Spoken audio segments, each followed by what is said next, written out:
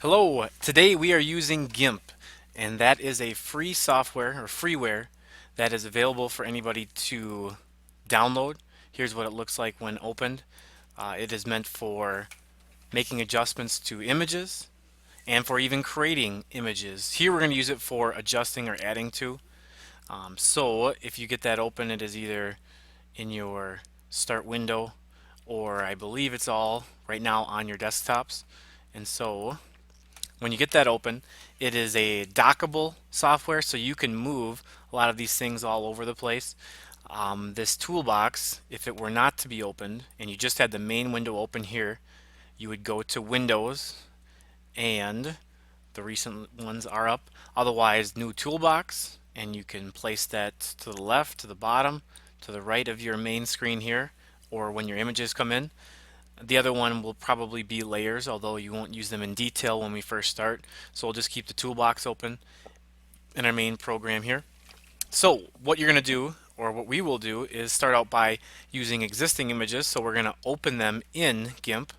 And so I have one saved, and since we're going to start with a head swap, I'm going to go and I just have an example. I'll use an Aaron Rodgers image. And I did the search. I'm in Google Images here. And if I were to use, let's say, this one, remember that you don't want to, we're not going to copy and paste them because that just has a much smaller size to the image. It's just going to be of much lesser quality. And so we want the as much quality as we can. So we're going to go save image as, not copy image. Also, right now on Google Images, I'm just in the preview mode. And so this is going to be a very small image or size document. And so I want to actually click on it, left click on it, get this larger one. This is the actual image instead of a preview of it like these are. And so now I can take and save it. And I'll just put it into pictures for right now. Aaron Rodgers is fine. And then when I go to GIMP, I can open that and you'll save two images and open them. I already have one saved.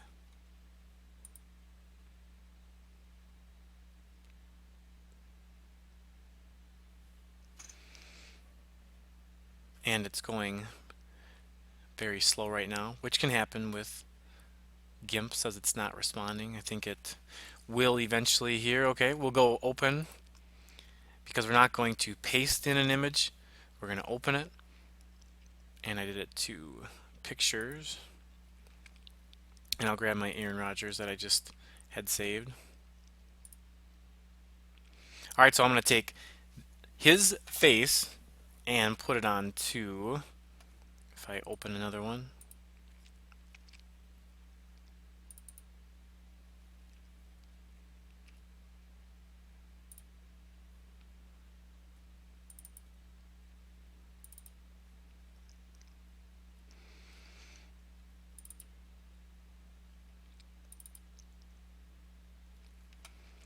and I opened up another image here, and I'm going to take the face from Aaron Rodgers, put it onto the body of Dirk Nowitzki. So, to do that, if you look at all the tools that I have over here, this is a selection tool. If I were to use this, I would select around Aaron Rodgers, but I want to get tight around just the area that I want. This also would not be in enough detail. It would probably have some of the background in it, which would not look good over the top of Dirk here. Some of the other tools we'll be using later, this move tool is very important for when we do move it, but for right now, this free select tool is going to give us the most detail. Just grab what we want. Looks like a lasso because it's like the lasso tool if you are familiar with Photoshop. So if we click that, and now we're going to go around him. I think we'll just take the whole face. We're not going to try to take just, the whole head, not just the face and put it onto his. We'll just grab the whole head. So I'm going to go around and I'm going to click.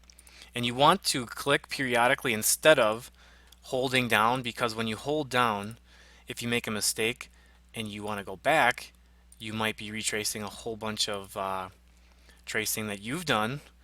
And if you keep clicking and you want to go back one step, you can easily keep a lot of the work that you've already done. Okay, I don't want the neck here, so I'm going to go on the jawline.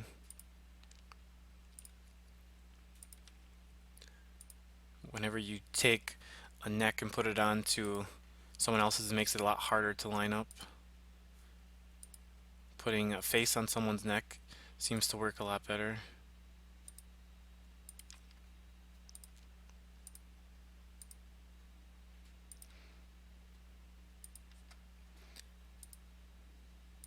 Now whenever you are hovering over your last click, it's something you don't want to do. It will basically a lot of times end your tracing around. Alright, now when I'm getting close to the end here, now if I click on the one that I started with, I hover over it, you can see that it is shaded yellow, and when I click on that, it is all selected. You can see the rotation going around it of what I have outlined. And so from the directions of the Gimp intro, we are going to copy it, and then the main part they're pointing at here is paste as a layer, because a layer will then be on top of this image and it will be able to move and adjust in that. So I'm going to right click, and for those that are used to right clicking getting the copy option, copy in nearly all softwares will be under the edit area, edit and copy. And now we can go over to this image, right click, edit, and like it said in directions, paste as a new layer. And now this is its own layer above, on top of this image.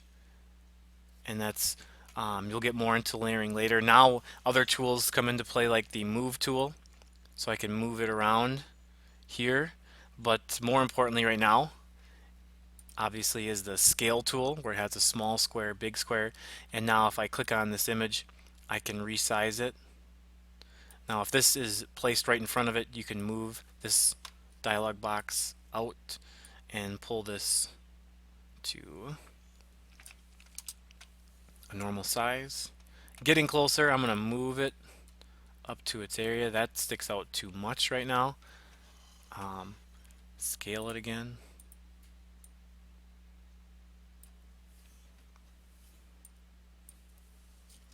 And if you just hit enter, it's another shortcut to getting more. Still really large, I think. Getting close.